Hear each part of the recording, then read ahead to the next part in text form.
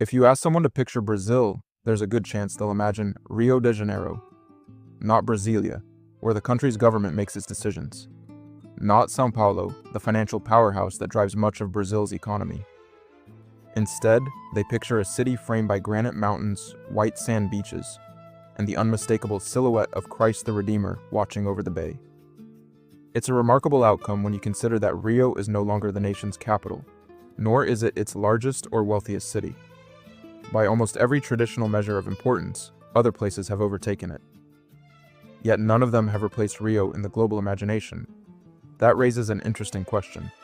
How does a city lose its political influence, surrender its economic dominance, struggle with inequality, crime, and aging infrastructure, and still remain one of the most recognizable places on Earth? The answer has very little to do with postcards, because Rio's greatest strength has never been a single monument or a famous beach.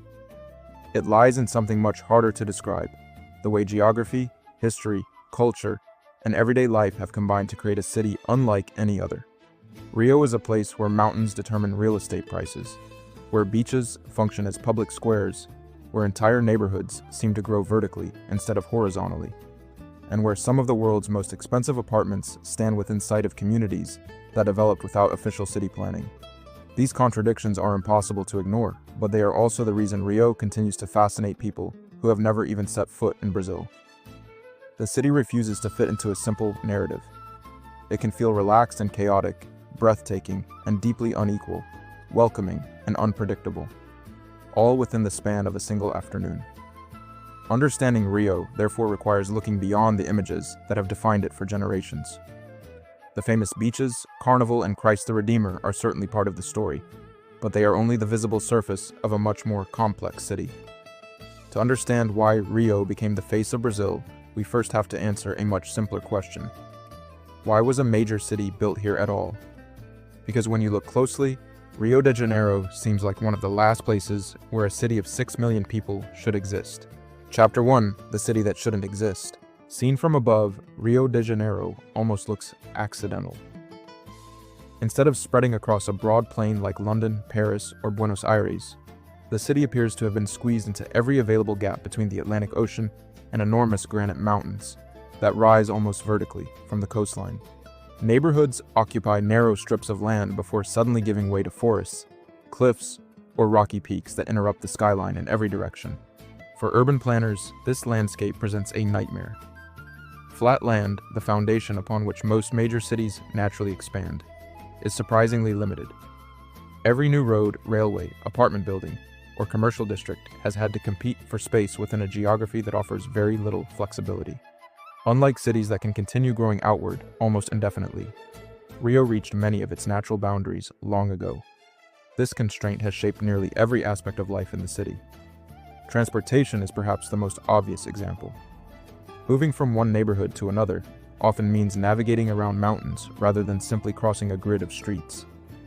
As Rio expanded during the 20th century, engineers were forced to carve tunnels through solid rock, construct elevated highways along the coastline, and build bridges across bays simply to connect districts that, on a map, appeared deceptively close to one another. Even today, many of Rio's busiest roads funnel through narrow corridors where mountains leave few alternative routes. A traffic accident or heavy rainfall can quickly disrupt movement across large sections of the city because there simply aren't many ways around the natural obstacles that surround it. The same geography has profoundly influenced the housing market. In most coastal cities, apartments with ocean views command the highest prices because they are relatively scarce. In Rio, they are even more valuable because the combination of mountains and coastline severely limits how much beachfront land actually exists.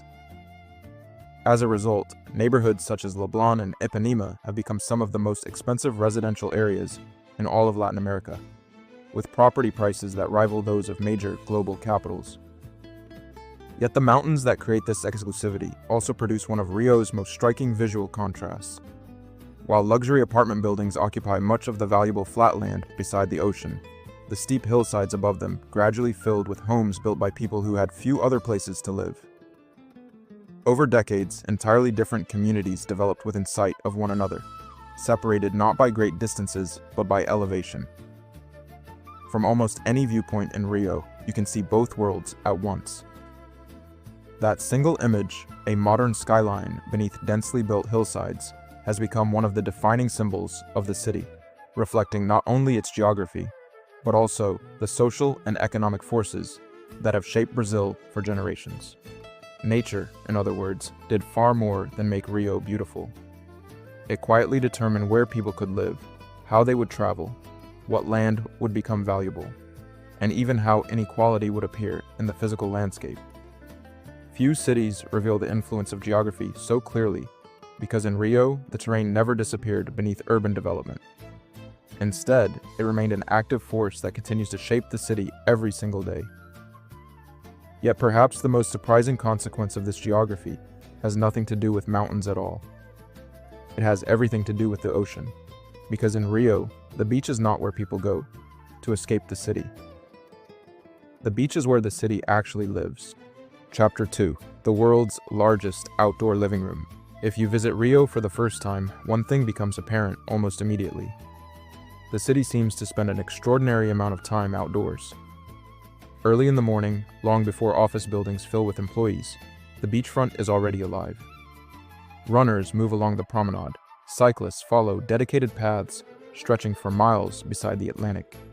Surfers wait beyond the breaking waves, while groups of friends gather for beach volleyball, foot volley, or an early swim before beginning their workday. By late afternoon, the crowds grow even larger. People meet colleagues after work, families arrive with children, musicians perform near the kiosks, and cafes spill onto the sidewalks as the city gradually shifts away from offices and toward the shoreline. As the sun begins to set behind the mountains, the beaches become less a tourist attraction than a giant public square, where everyday life unfolds in full view.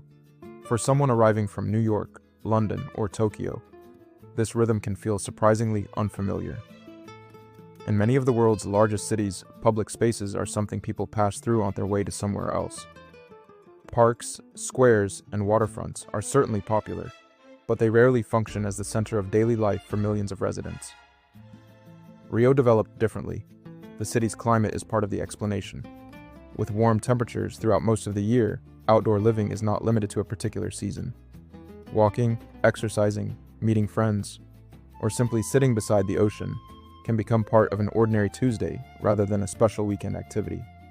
But weather alone does not explain why the beaches became so central to Rio's identity. The city's geography played an equally important role because the coastline stretches continuously through many of Rio's most densely populated neighborhoods. The beach is never far away for a significant portion of the population. Unlike cities where waterfronts are dominated by ports, industrial facilities, or private developments, much of Rio's shoreline remained accessible to the public. Over generations, it evolved into something remarkably democratic, a shared space where people from different professions, age groups, and economic backgrounds occupy the same landscape. There is another detail that visitors often overlook. Rio's beaches are carefully organized into numbered sections known as postos, named after the lifeguard stations positioned along the coastline. At first glance, these numbers appear to be nothing more than practical landmarks that help people navigate several kilometers of sand. In reality, they serve a much larger social function. Ask a carioca where they spend their weekends, and many won't simply answer Copacabana or Ipanema. Instead, they'll mention a specific posto. Over time, each section has developed its own identity, attracting different groups with their own routines, interests, and traditions. Some areas are especially popular with surfers, others attract families with young children, while certain stretches have long been recognized as gathering places for musicians, athletes, students, or members of Rio's LGBTQ+ community. To an outsider, the entire beach may look like one continuous landscape. To the people who live here, those invisible boundaries are immediately recognizable. This informal geography reflects something larger about life in Rio. Public space is not anonymous, it is personal. People return to the same places, meet the same faces, and build communities without walls or membership cards. The beach functions almost like an open-air neighborhood where relationships are maintained through daily routines rather than formal institutions. That culture also helps explain another feature that surprises many visitors: Rio has one of the strongest outdoor fitness cultures anywhere in the world. Along the coastline, free exercise stations stand beside running tracks and cycling lanes. Public volleyball courts remain busy throughout the day, while football matches appear almost spontaneously on patches of sand as soon as enough players arrive. Fitness classes, yoga sessions, paddleboarding, and surfing are not luxury experiences reserved for exclusive clubs, but ordinary activities woven into the city's daily rhythm. This emphasis on outdoor life has shaped Rio's identity for generations. Health, movement, and physical appearance are often visible parts of local culture, not because everyone is pursuing perfection, but because the city itself encourages an active lifestyle. When the beach becomes your neighborhood park, your gym, your meeting place, and your evening destination all at once, spending time outdoors becomes less of a conscious decision than a natural extension of everyday life. Yet this extraordinary openness also reveals one of Rio's greatest contradictions. The same coastline that brings together people from every corner of the city also sits beneath hills that tell a completely different story. From the sand, it takes only a glance toward the mountains to see neighborhoods that developed under entirely different circumstances, reminding everyone that Rio's famous beauty has always existed alongside equally visible inequality. And nowhere is that contrast more striking than in the city's skyline itself. Chapter 3. The skyline that explains Brazil. There is perhaps no better place to understand Rio de Janeiro than from above. From the summit of Sugarloaf Mountain or beneath the outstretched arms of Christ the Redeemer, the city appears almost impossibly beautiful.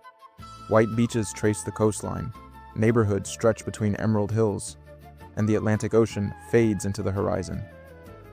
It is the view that has appeared on postcards, magazine covers, and travel documentaries for decades. But if you spend a little longer looking at the same panorama, another pattern begins to emerge.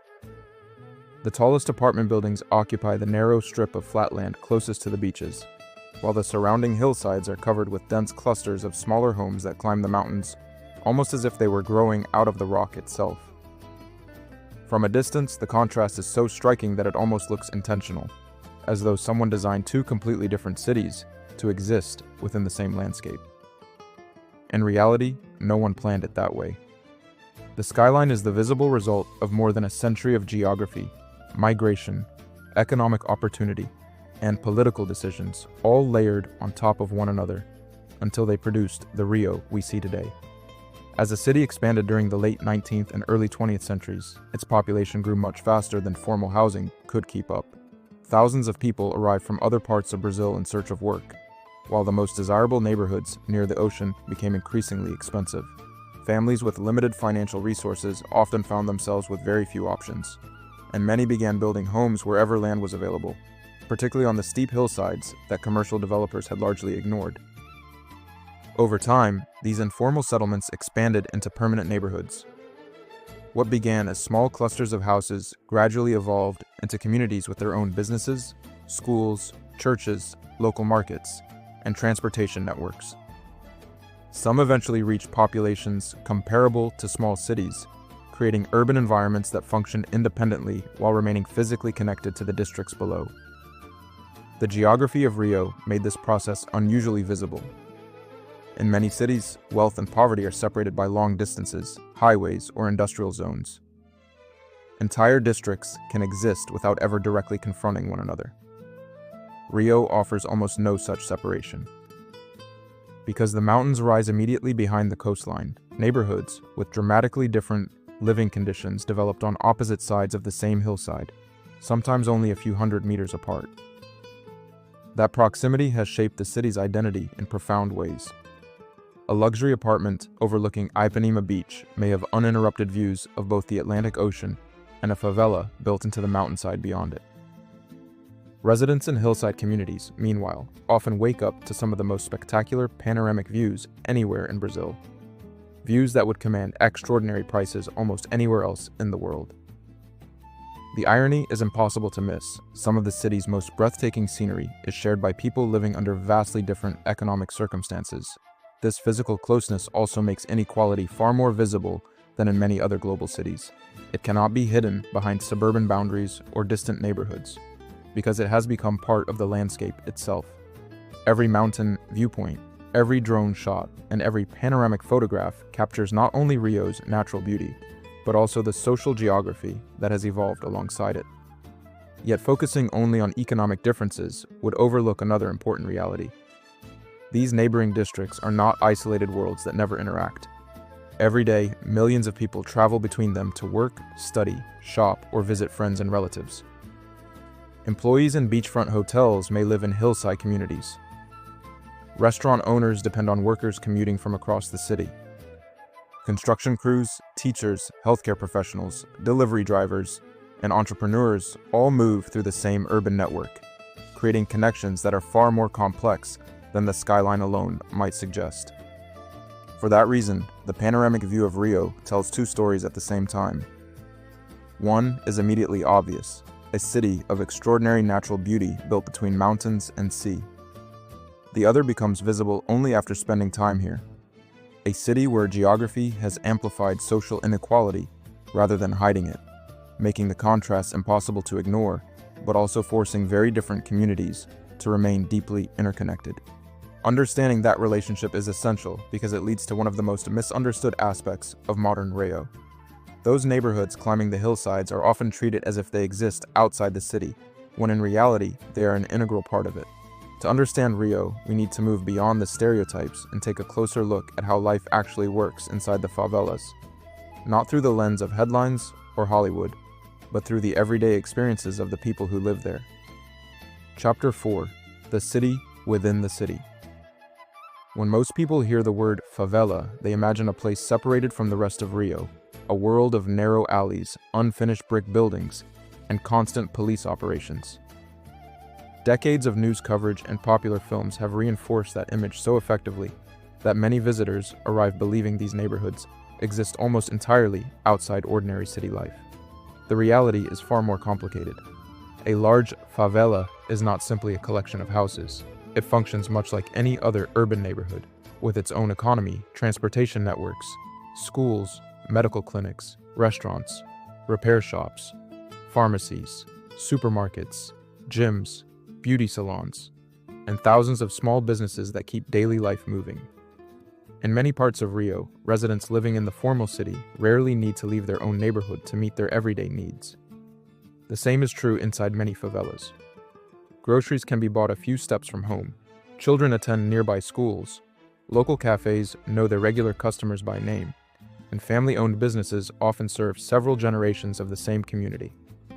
What makes these neighborhoods feel different is not the absence of economic activity, but the way that activity developed. Because many favelas expanded without formal urban planning, streets are often too narrow for conventional public transportation. Delivery trucks cannot always reach individual homes.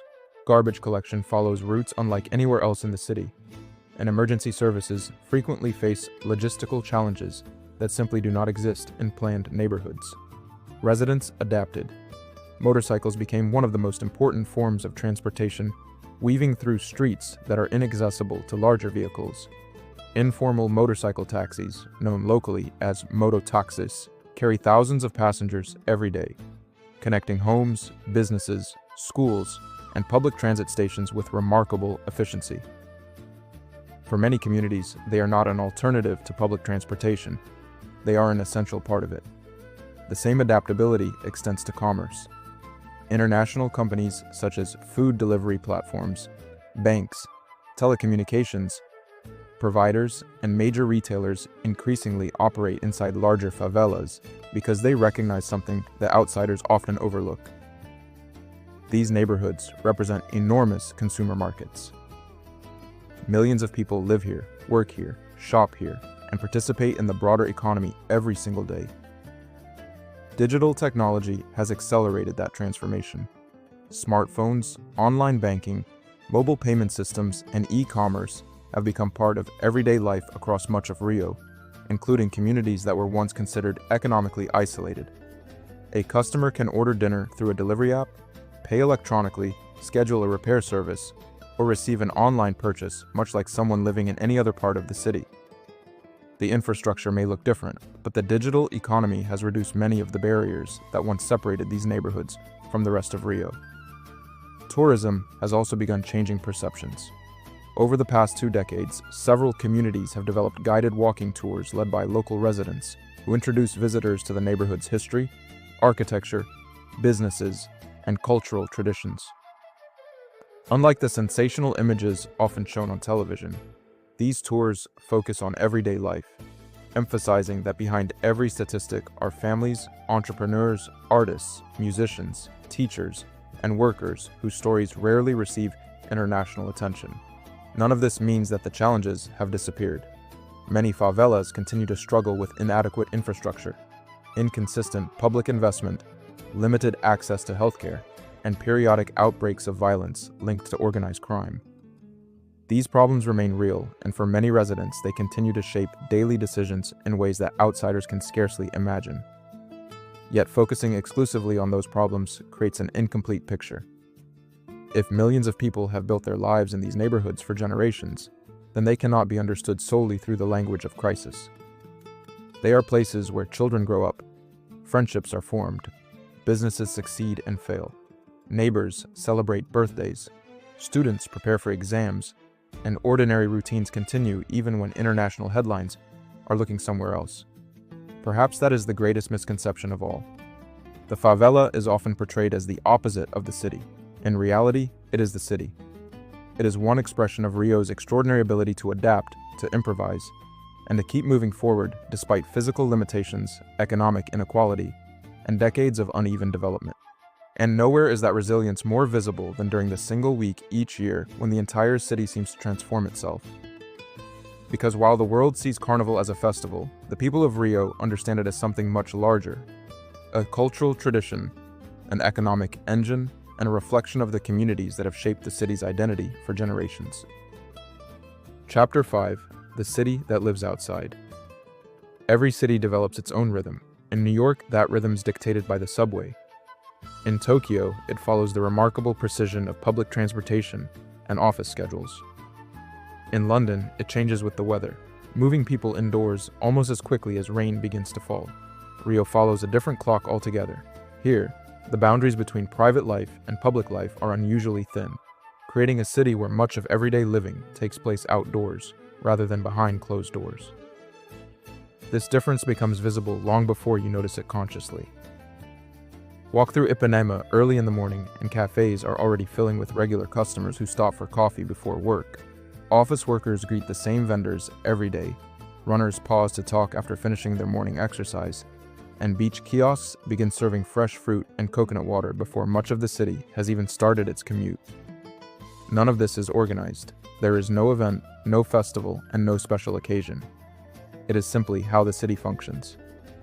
Climate is certainly part of the explanation. Warm temperatures throughout the year encourage people to spend more time outside than they might in colder climates. But weather alone cannot explain the culture that developed here. The deeper reason lies in the design of the city itself. Rio's most desirable neighborhoods were built around public space rather than away from it. Wide promenades, beachfront walkways, open-air cafes, neighborhood squares, and parks are woven into daily routines, making casual encounters almost unavoidable. People meet friends without making elaborate plans. Conversations begin naturally between strangers, and entire afternoons unfold without anyone feeling the need to hurry somewhere else. This openness has shaped local culture in subtle but important ways. Cariocas have long developed a reputation for being approachable, sociable, and comfortable interacting with people they have never met before. While every large city contains reserved and outgoing personalities alike, Rio's urban environment encourages spontaneous interaction simply because so much of life is shared in public. Even fitness reflects this mindset. In many countries, exercise happens inside private gyms hidden within office buildings or apartment complexes. In Rio, movement is visible everywhere. Running paths stretch along the beaches. Outdoor gyms occupy public parks. Cyclists share dedicated lanes with commuters, and football matches emerge almost spontaneously wherever a patch of open space becomes available. This visibility reinforces itself. When physical activity becomes part of the landscape, rather than something hidden indoors, it gradually becomes part of the city's identity. The same can be said for music. Rio rarely feels silent. Small bars host live performances throughout the week. Street musicians perform beside busy intersections, and it is not unusual for a casual gathering of friends to evolve into an evening filled with singing and percussion. Music is less an organized performance than a natural extension of public life, blending into conversations, celebrations, and everyday routines. Visitors often describe this atmosphere as relaxed, but that description can be misleading. Rio is not a slow city. Millions of people work long hours, face lengthy commutes, and navigate the same economic pressures found in other global metropolitan areas. The difference is that when work ends, the city does not retreat indoors. It returns to its streets, cafes, parks, and beaches, where daily life continues long after office buildings empty. This rhythm has become one of Rio's greatest attractions, but it also explains why so many visitors misunderstand the city. Looking only at the beaches, it is easy to conclude that Rio is built around leisure. Looking more closely, it becomes clear that the beaches are simply where everyday life happens. That distinction matters because it reveals something fundamental about the city. Rio's identity was never created by its landmarks alone. It emerged from millions of ordinary moments shared in public spaces over generations, gradually producing a culture that feels unmistakably different from almost anywhere else in the world. It is this culture of collective celebration that reaches its highest expression every year during Carnival, when the routines of everyday life expand into an event so large that it temporarily transforms the entire city and captures the attention of the world. By the early 2000s, Rio de Janeiro had spent decades living with two very different identities. To the rest of the world, it was one of the most beautiful cities on the planet, famous for its beaches, carnival, and dramatic landscapes. For many of its own residents, however, daily life was increasingly shaped by traffic congestion, aging infrastructure, unequal public services, and neighborhoods that had expanded far faster than the city itself could keep up. Rio had something many cities dream of possessing: a globally recognized brand. What it lacked was the infrastructure expected of a modern global metropolis. Then came an opportunity that city leaders believed could change everything. Within the span of just 2 years, Rio secured the right to host two of the world's biggest sporting events: the 2014 FIFA World Cup and the 2016 Summer Olympics. Together, they represented one of the largest urban investment programs in the city's modern history, with billions of dollars allocated to transportation, public spaces, sports venues, environmental projects, and large-scale redevelopment.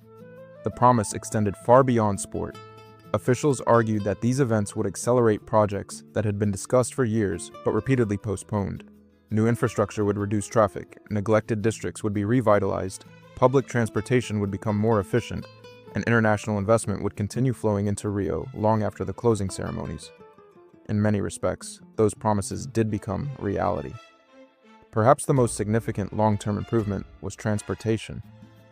A new metro extension connected Barra da Tijuca with the rest of the city, expanding a network that had long struggled to keep pace with Rio's growth. Additional bus rapid transit corridors created faster east-west connections, reducing travel times for hundreds of thousands of commuters each day.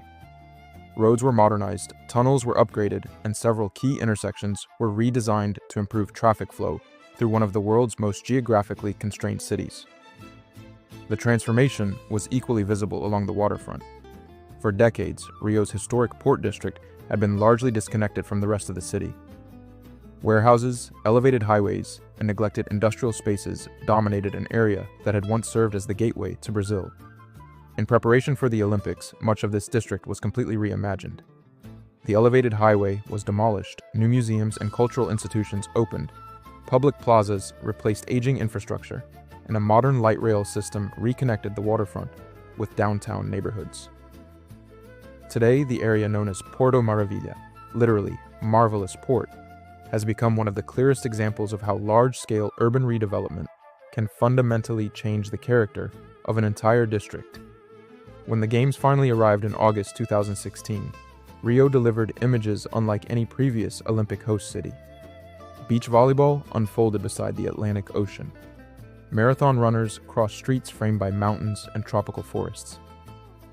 Sailing competitions took place in Guanabara Bay, while aerial broadcasts showcased landscapes that looked more like scenes from a travel documentary than a sporting event. For several weeks, billions of viewers saw the version of Rio the city had hoped to present to the world. Yet almost as soon as the Olympic flame was extinguished, a different conversation began. Was it worth it? Some venues quickly found new uses, but others struggled to justify the enormous cost of their construction. Several facilities required expensive maintenance despite hosting relatively few events after the Games, while critics questioned whether temporary global attention had come at the expense of investments that many residents considered more urgent, including education, healthcare, affordable housing, and public safety. The debate has never fully disappeared. Supporters argue that Rio gained infrastructure it would otherwise have waited decades to build, pointing to improved transportation, the revitalized port district, and international exposure that strengthened tourism for years afterward. Critics counter that many of the city's deepest structural problems remained largely unchanged because no sporting event, regardless of its scale, could solve issues rooted in decades of economic inequality, political instability, and uneven urban development. Both perspectives contain elements of truth. The Olympics neither transformed Rio into a perfect city nor became the failure some observers predicted. Instead, they revealed something more important. Global events can reshape parts of a city, but they cannot redefine its identity. That identity had been evolving for centuries before the first Olympic stadium was built, and it continued evolving long after the athletes returned home. In many ways, Rio's greatest strength was never its ability to host the world for a few extraordinary weeks. It was its ability to remain unforgettable long after the crowds had gone. Chapter 6: The Billion-Dollar Bet. By the early 2000s, Rio de Janeiro was living with two very different identities. To the world, it was one of the planet's most beautiful cities. For many residents, however, daily life was shaped by traffic, aging infrastructure, and decades of uneven urban development. Then came an opportunity that promised to change everything. Within just 2 years, Rio won the right to host the 2014 FIFA World Cup and the 2016 Summer Olympics. Billions of dollars were invested in transportation, public spaces, sports venues, and urban redevelopment, with officials promising that these projects would transform the city long after the events had ended. Some of those promises became reality. A new metro extension connected Barra da Tijuca to the rest of Rio. Bus rapid transit corridors improved commuting, and major roads and tunnels were modernized. The city's historic port district also underwent a dramatic transformation, replacing aging industrial areas with museums, public plazas, a modern light rail system, and the revitalized Porto Maravilha waterfront. When the Olympics finally arrived, Rio presented breathtaking images to billions of viewers around the world. Beach volleyball beside the Atlantic Ocean and marathon routes framed by mountains created one of the most visually spectacular Olympic Games in history. But once the closing ceremony ended, a different question emerged. Was it worth it? Some venues found new purposes, while others became expensive to maintain. Many residents argued that education, healthcare, housing, and public safety should have received greater priority than massive sporting facilities. Both views contained some truth. The Olympics improved parts of Rio and accelerated projects that might otherwise have taken decades. At the same time, they could not solve the deeper challenges created by inequality, politics, and decades of uneven development. The Games changed parts of the city. They did not change what Rio fundamentally is. Chapter 7: Why Rio Lost to São Paulo. If Rio de Janeiro is the city that the world recognizes, São Paulo is the city that keeps Brazil running. For many international visitors, that comparison comes as a surprise. Rio dominates travel brochures, documentaries, and popular culture, while São Paulo often receives far less attention, despite being the largest city in the Southern Hemisphere and the economic heart of Latin America's biggest country. How did that happen? How did Rio become Brazil's global symbol while another city quietly became its center of power? The answer begins with geography once again. For much of Brazil's early history, Rio occupied an extraordinary position. Its natural harbor connected the country to Europe, making it the primary gateway for trade, immigration, and political administration. Goods arriving from overseas passed through Rio. Foreign diplomats arrived in Rio. The country's political elite lived in Rio. For generations, the city was the place where Brazil presented itself to the rest of the world. But economies rarely remained tied to history alone. During the 20th century, Brazil experienced rapid industrialization, and the center of gravity gradually shifted inland towards São Paulo. Unlike Rio, whose dramatic landscape limited expansion, São Paulo sat on a broad plateau with room to grow almost without interruption. Factories spread outward, industrial districts multiplied, highways expanded in every direction, and millions of workers arrived from across Brazil seeking opportunities in manufacturing, finance, and commerce. As industries concentrated in São Paulo, so did investment. Banks established their headquarters there. International corporations chose São Paulo as their Brazilian base. The country's stock exchange became one of the largest financial markets in the developing world, and an increasing share of Brazil's economic output began flowing through a city that, only a century earlier, had played a far smaller role than Rio. The transfer of the national capital to Brasília in 1960 accelerated this transformation. Although the decision was intended to encourage development in Brazil's interior rather than favor one coastal city over another, Rio inevitably lost part of the political influence it had exercised for generations. Government ministries relocated, thousands of public employees moved to the new capital, and the country's political center shifted hundreds of kilometers inland.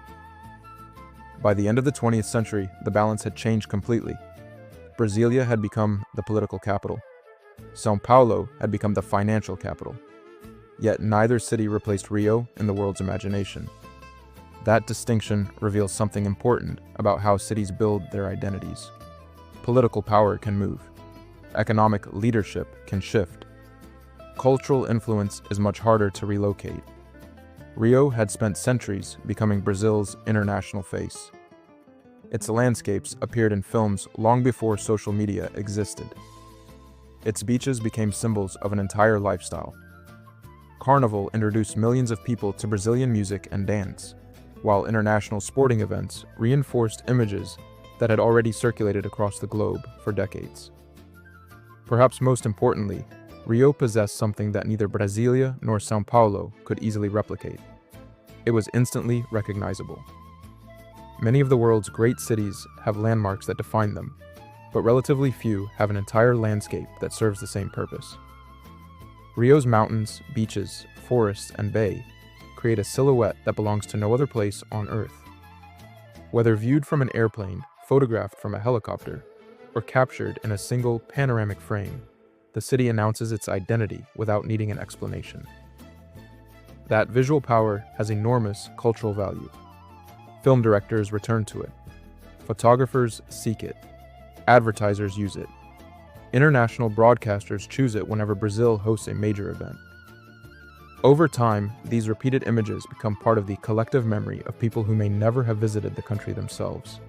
Today, when Brazil celebrates victories, welcomes international visitors, or introduces itself to the world, Rio often provides the backdrop, even though many of the country's most important political and economic decisions are made elsewhere. In a sense, Brazil evolved into a nation with three capitals. Brasília governs. São Paulo generates wealth. Rio tells the story. And perhaps that explains why the city never truly lost its importance. It simply exchanged one form of influence for another. While governments changed, industries moved, and financial power shifted south, Rio continued doing something that few cities ever achieve. It became an idea so powerful that even people who know almost nothing about Brazil can immediately recognize its skyline, imagine its beaches, and associate the country with the city that has not been its capital for more than half a century. That is a rare kind of influence, and it brings us back to the question we asked at the very beginning of this journey. Chapter 8: Can Rio reinvent itself? Rio de Janeiro has spent decades living under the weight of its own reputation. To some, it is the city of Carnival and world-famous beaches. To others, it is defined by headlines about crime and inequality. The reality is far more complex. Like every major metropolis, Rio is changing. While tourism remains an important part of the local economy, the city has also seen steady growth in technology, creative industries, digital services, and startups. Remote work has made Rio increasingly attractive to professionals who want to combine career opportunities with an exceptional quality of life. Tourism is changing as well. More visitors are looking beyond Christ the Redeemer and Copacabana, choosing to explore local neighborhoods, food, music, hiking trails, and everyday culture instead of only the famous landmarks. Yet many long-standing challenges remain. Housing shortages, transportation issues, and the growing effects of climate change continue to shape the city's future. Building new infrastructure is never simple in a place where mountains, forests, and the Atlantic Ocean leave very little room for expansion. In many ways, Rio still faces the same challenge that defined it from the beginning: adapting to a landscape that cannot be changed. And perhaps that is why the city continues to endure. For centuries, Rio has evolved through political shifts, economic changes, and rapid urban growth without losing the character that makes it instantly recognizable around the world. Chapter 9: Why Rio Became Brazil's Greatest Story. At the beginning of this journey, we asked a seemingly simple question: why does the world think of Rio de Janeiro when it thinks of Brazil? After all, Rio is no longer the nation's capital. It no longer drives the country's economy, and it no longer occupies the political position it once held. By many traditional measures, its importance declined decades ago. Yet its global influence never did. The reason becomes clearer once you stop looking at Rio as a city and start looking at it as a story. Most great cities are remembered for one defining characteristic. Paris evokes romance and architecture. New York represents ambition and finance. Tokyo is associated with technology and precision. These identities developed over generations until they became inseparable from the cities themselves. Rio followed a different path. Instead of being defined by a single achievement, it became known for the extraordinary way in which completely different worlds exist within the same landscape. Few places combine tropical rainforest, mountains, beaches, dense urban neighborhoods, historic districts, and one of the world's largest metropolitan populations within such a compact area. Fewer still manage to turn that landscape into the stage on which everyday life unfolds. That is why photographs alone never fully explain Rio. The city's beauty is not simply something people observe, it is something they participate in. The beaches are not museum exhibits. They are where people exercise before work, meet friends after sunset, celebrate victories, and spend ordinary afternoons with family. The mountains are not distant scenery. They shape traffic, housing, real estate, and the daily movement of millions of people. Even the contrasts that define Rio are part of this same relationship. The skyline tells the story of geography. The neighborhoods tell the story of migration. The favelas tell the story of opportunity, inequality, resilience, and adaptation. Together, they reveal a city that has never stopped reinventing itself while remaining unmistakably recognizable. Perhaps that explains why Rio continues to occupy such a unique place in the world's imagination. It is not because the city is perfect, it has never been. It is not because every problem has been solved. Many have not. Nor is it because Rio is the richest, largest, safest, or most influential city in Brazil. It is none of those things. What Rio possesses is something that cannot easily be measured by economic statistics or political power.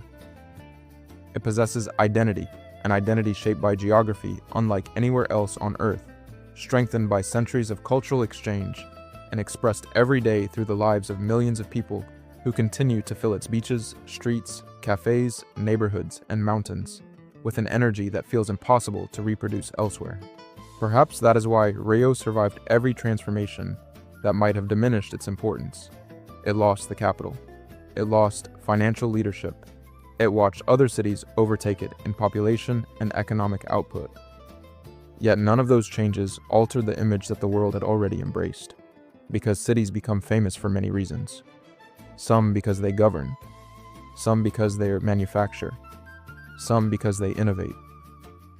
Rio became famous because it made people feel something. Long before social media, drones, or international advertising campaigns, its landscape captured imaginations across the globe. Over time, that image became inseparable from Brazil itself, until the city evolved into something larger than geography. It became a symbol, and symbols rarely disappear simply because history changes. That is why, decades after losing the titles that once made it Brazil's most important city, Rio remains the country's most recognizable one. Not because it represents everything Brazil is, but because it represents the version of Brazil that the world never forgot.